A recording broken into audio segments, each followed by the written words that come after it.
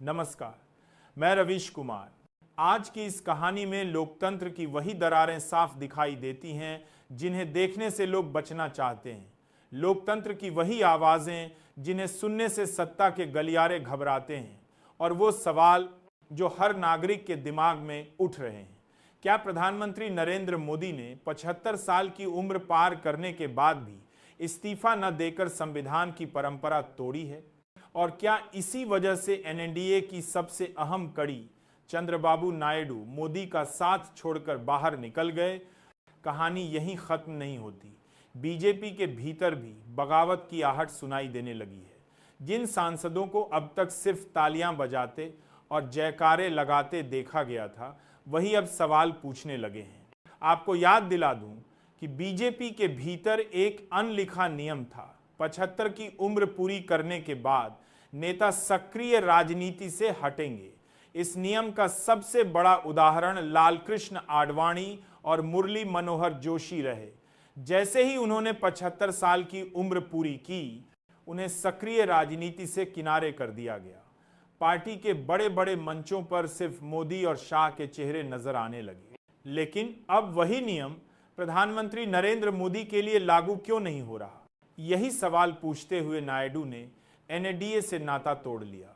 आंध्र प्रदेश में अपने आधार को मजबूत करने के लिए नायडू को भी पता था कि मोदी की घटती लोकप्रियता के बीच चुपचाप खड़े रहना उनके लिए राजनीतिक आत्महत्या से कम नहीं होगा।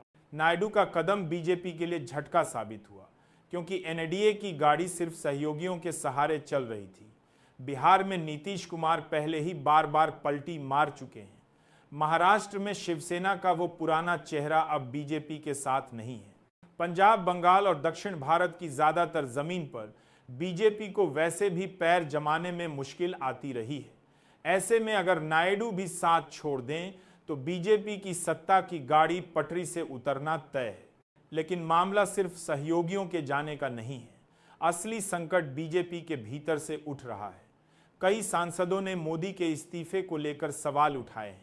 एक सांसद ने नाम न छापने की शर्त पर कहा, जब पार्टी के लिए 75 की उम्र सीमा तय की गई थी, तब यह क्यों नहीं कहा गया कि प्रधानमंत्री के लिए अलग नियम होगा? ये सवाल पार्टी के अंदरूनी असंतोष को उजागर करता है।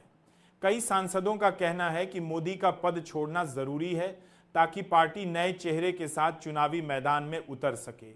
उनका मानना है कि जनता अब बदलाव चाहती है। दोस्तों, ये वही बीजेपी है जिसने कभी पारदर्शिता और अनुशासन की दुहाई दी थी, लेकिन आज वही पार्टी अपने ही बनाए नियमों में फंस गई है। बाहर से जनता सवाल कर रही है, अंदर से सांसद और सहयोगी दल सवाल कर रहे हैं, लेकिन सत्ता का शीर्ष मौन साधे बैठा है। नायडू के फैसले ने विपक्ष को भी नई ताकत दी है। कांग्रेस और राहुल गांधी लगातार ये सवाल उठा रहे हैं कि अगर आडवाणी और जोशी 75 की उम्र पर रिटायर हो सकते हैं तो मोदी क्यों नहीं? संसद के गलियारों में यह चर्चा अब खुलकर हो रही है, जादी संसद के गलियारों में। लेकिन दोस्तों, यह कहानी सिर्फ एक व्यक्ति के इस्तीफे तक सीमित नहीं है। यह कहानी है उस लोकतंत्र की जहां नियम सिर्फ विरोधियों पर लागू होते हैं।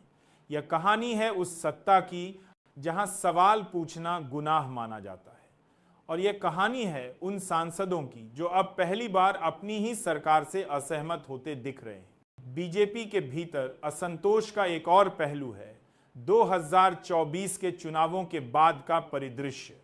कई सांसदों का मानना है कि मोदी के चेहरे के भरोसे अब चुनाव जीतना आसान नहीं रहा। महंगाई, बेरोजगारी और गिरती अर्थव्यवस्था ने जनता का भरोसा डगमगा दिया है।